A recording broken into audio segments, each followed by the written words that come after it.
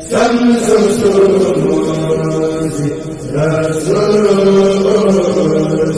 خير الأنيس الأولياء شمس الشموس رسول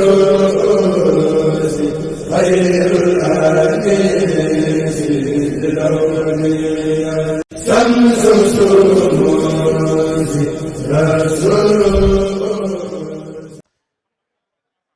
بسم الإله الذي القرآن قد نزل منه ابتدائي وأرجو عنده النزلا. سبحان رب كريم جاد لي كرما بأن ألازم قرآنا هداه جلا.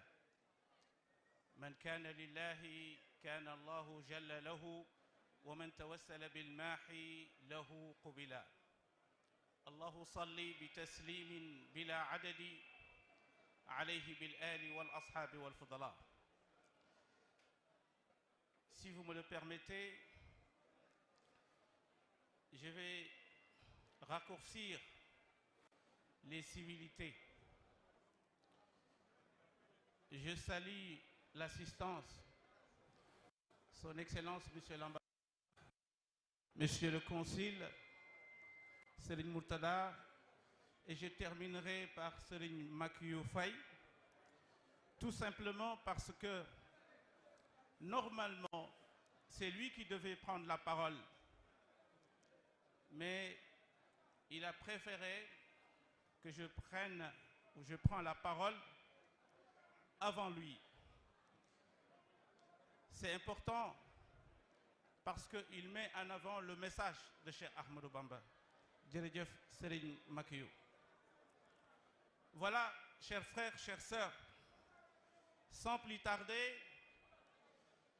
ce jour est un jour extrêmement important pour l'Afrique.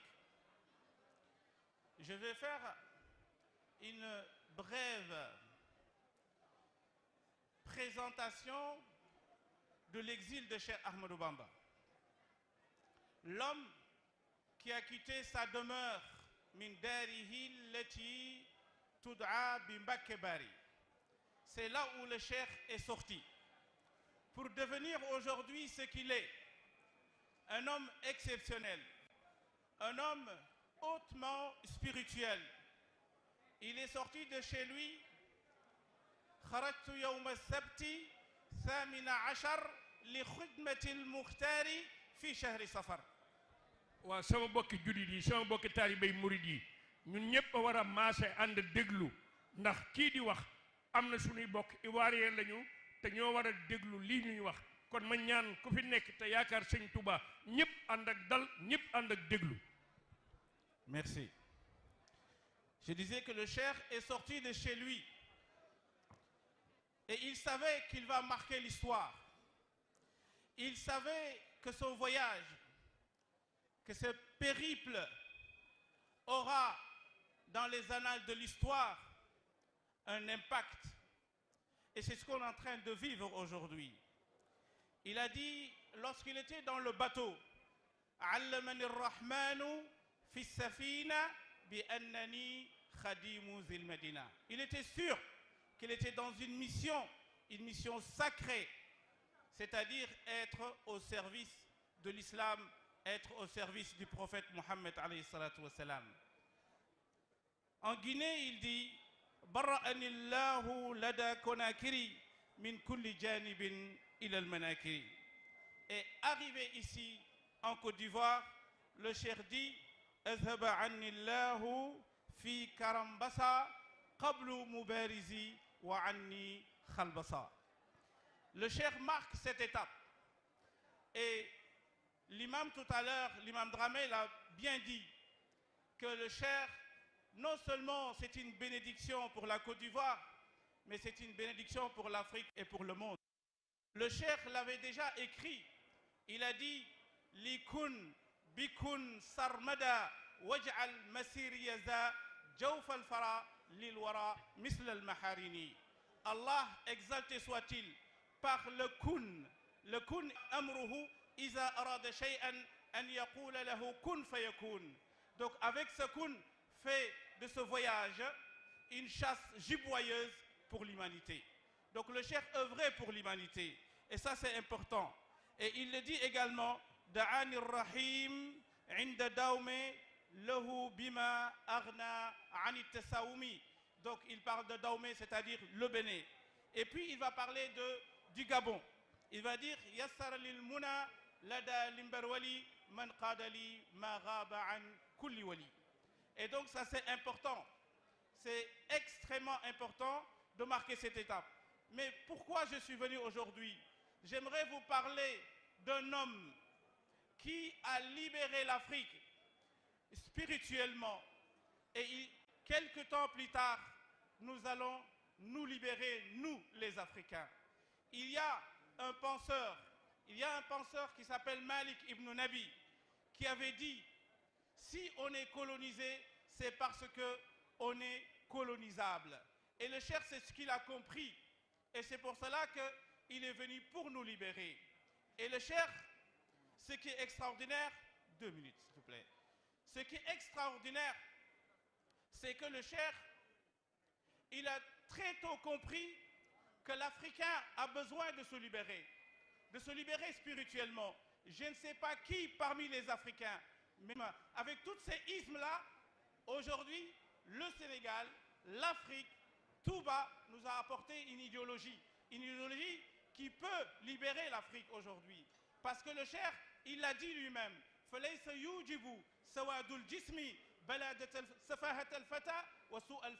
c'est pas parce que tu es noir que tu n'as pas le droit d'atteindre le degré le plus élevé. Il le dit autrement.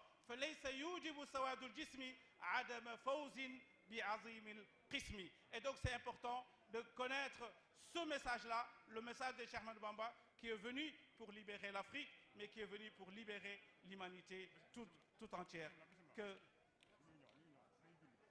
Ok, c'est l'heure de la prière, Inch'Allah. Si on a encore le temps, on va développer, Inch'Allah. Barakallahu fikum, wassalamu alaikum wa rahmatullah. On va essayer de reprendre là où nous étions arrêtés. Un peu de silence, s'il vous plaît. Un peu de silence. Comme vous le savez, j'ai dit tout à l'heure que Cheikh Ahmadou Bamba nous a libérés spirituellement.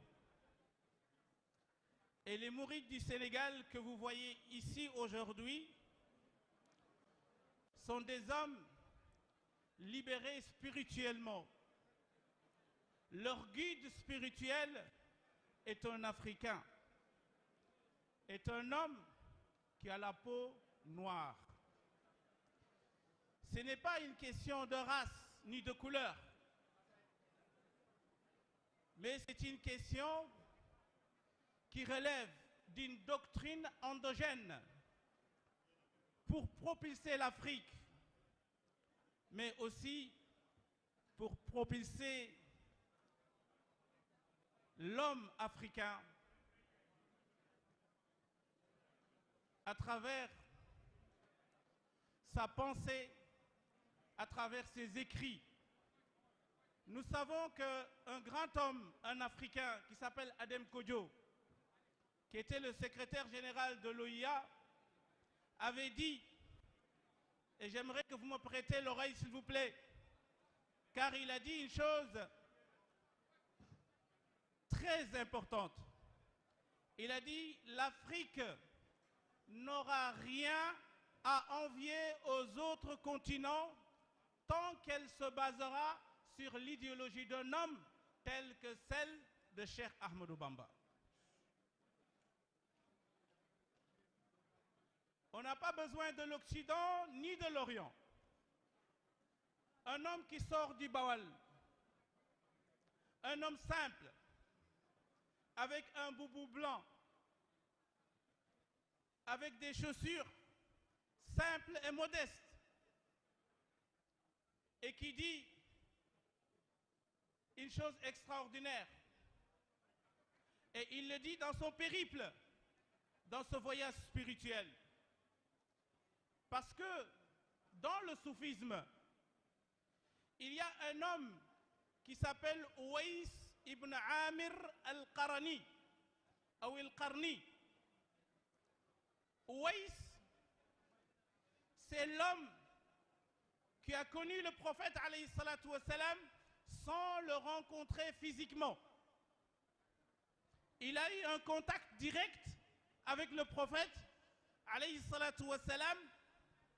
Dans la vie réelle, ils ne se sont jamais rencontrés.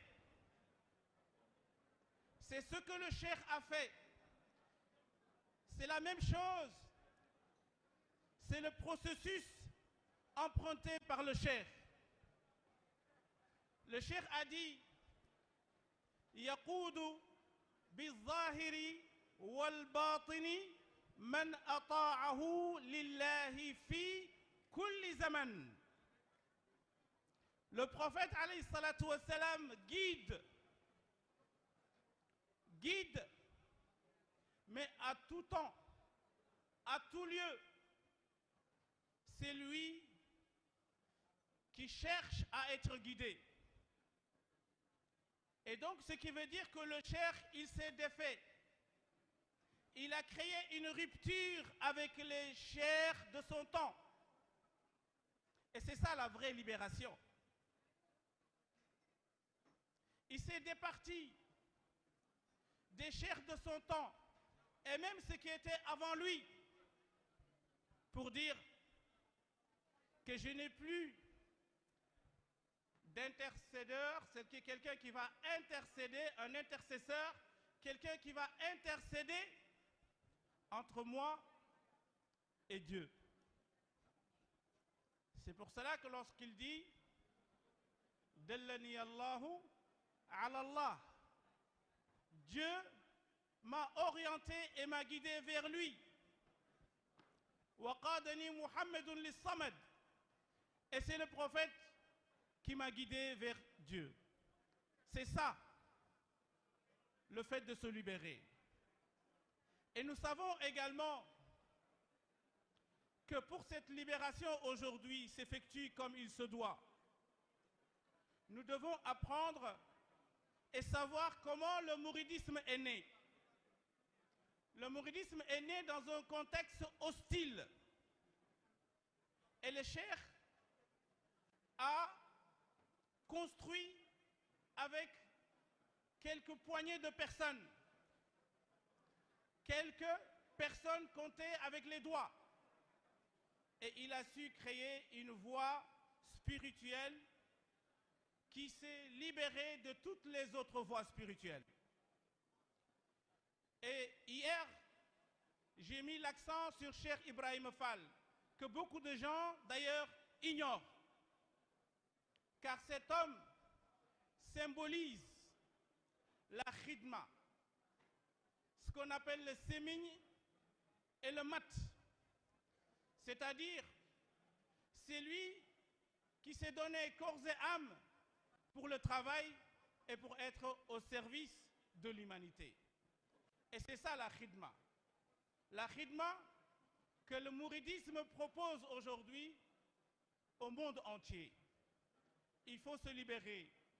Et cette libération, le cheikh, il l'a commencé très tôt. Il a dit wa in suriftum ila al-jihadi faqaddimu dalan min al-a'adi.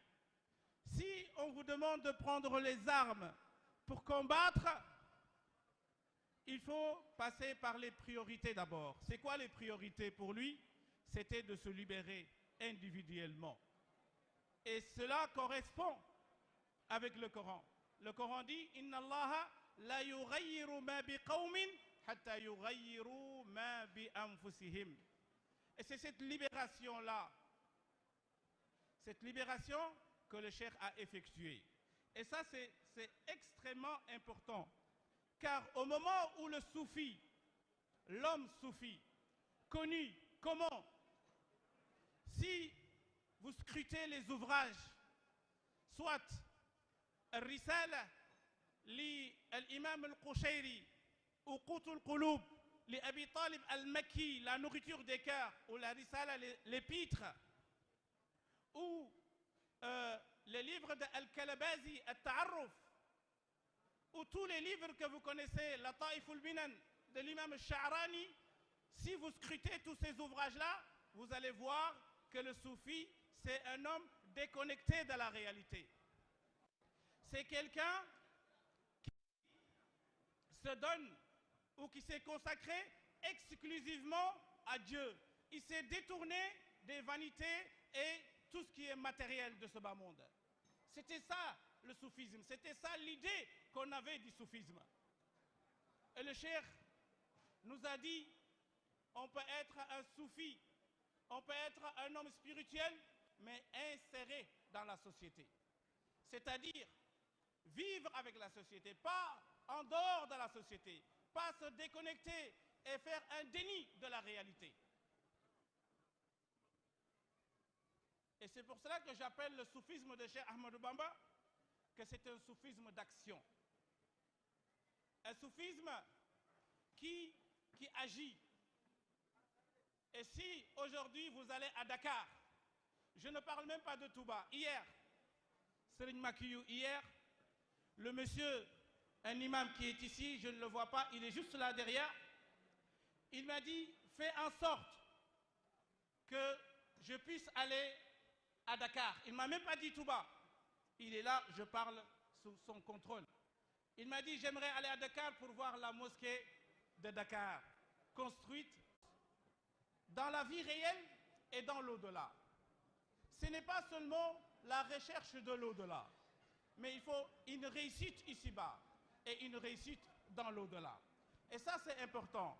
Et c'est pour cela que je terminerai avec 2 vers pour illustrer ce que je viens de dire. Le soufisme connu à l'époque coloniale, c'était un soufisme qui ne voulait pas se libérer, on va dire, sur le plan temporel. Écoutez ce que le cheikh dit. Il dit فَتَرْكُ كَسْبٍ لِدِّعَاء تَوَكُّلْ مَعَ الْتِفَاتِ jusqu'à la fin du vers. Il dit que le soufisme, il y a ce qu'on appelle un tawakul. Tawakul, c'est celui, subhanallah, qui veut atteindre quelque chose, mais il ne veut pas passer par les causes. Il ne veut pas passer par les causes. Il veut la réussite, mais il ne veut pas travailler. C'est ce qu'on appelle un tawakul. C'est comme le bédouin arabe qui est venu à la mosquée du prophète, alayhi salatu wassalam, et qui a déposé son chameau sans l'attacher. Et il est entré dans la mosquée et le prophète, alayhi salatu wassalam, lui dit, qu'est-ce que tu as fait avec ton chameau? Il a dit, je l'ai laissé dehors sans l'attacher, mais j'ai placé ma confiance en Dieu. Le prophète, alayhi salatu wassalam, lui dit, retourne et attache ton chameau et puis tu places ta confiance en Dieu. Et c'est ça le mouridisme. Le mouridisme, c'est passer par les causes pour réussir ici-bas, mais aussi pour la quête et la recherche de la réussite dans l'au-delà. Et donc, il faut jumeler entre les deux. Et c'est pour cela que également, le cheikh dit « Haqiqatu zuhd biqawli Haqiqatu zuhd biqawli man naqad tarkuka qasdaha biqalbin lissamad » Il dit, c'est quoi se détacher de ce bas monde? Qu'est-ce que ça veut dire? Là, le cheikh est en train de faire une éthique critique sur les concepts soufis qui ont fait qu'aujourd'hui, les soufis, ils sont en arrière-plan. Parce que le soufi, pour lui, tout ce qui l'intéressait, c'est son chapelet, c'est se retirer et de ne pas s'intéresser aux affaires. Et le cheikh nous dit, ce n'est pas ça le soufisme. Le soufisme se passe dans le cœur. Un zuhd, c'est quelque chose qui se fait à travers le cœur, mais pas dans les affaires mondaines. Et c'est pour cela que nos savants spirituels, qui sont en phase avec le cheikh, disaient « Allahumma ij'alha fi aydina wa la taj'alha fi qulubina » Ce que tu nous donnes comme subsistance, comme bienfait, comme argent, que ça reste entre nos mains et ça ne pénètre pas nos cœurs. Et ça, c'est important. Et c'est pour ça que le cheikh dit Al-Muridu la yuridu shay, la yamliku shay, wa la yamlikuhu shay. Takunu muridan, thumma fika irada, fa in lam turid shay'an, fa anta muridu. C'est important. Et c'est pour cela que le cheikh, il a dit Jawastu nas, wa ma fi aydi nas, ila rabbi nas, فلما وصلت إلى رب الناس أعطاني رب الناس نفع الناس وكفاني ضر الناس. جاوزت الناس وما في أيدي الناس إلى رب الناس فلما وصلت إلى رب الناس أعطاني رب الناس نفع الناس وكفاني ضر الناس. C'est ça, cette ambition de dépasser, le dépassement. C'est ce qui nous manque aujourd'hui dans le continent africain. Dépasser, croire à ses ambitions. Et le mouridisme est fondé à la base sur l'ambition. Rabbi ashabaka bil himma wa la turabbihim bid darsi faqat. Éduque tes compagnons par un idéal très élevé, par l'ambition, par la résolution. Et pas seulement être dans le suivisme. Nous devons sortir du soufisme, ce complexe d'infériorité. Et c'est important. Et c'est pour cela que j'aimerais répéter ce que j'ai dit dans l'entame de mes propos, que le mouridisme, c'est cette zaytouna, la sharqiya ou la gharbiya, ni de l'Orient ni de l'Occident. C'est un produit national, c'est un produit africain, c'est un produit que nous devons consommer. Il faut consommer local. Barakallahu fina wa fikum. Wassalamu alaikum wa rahmatullahi ta'ala wa barakatuh.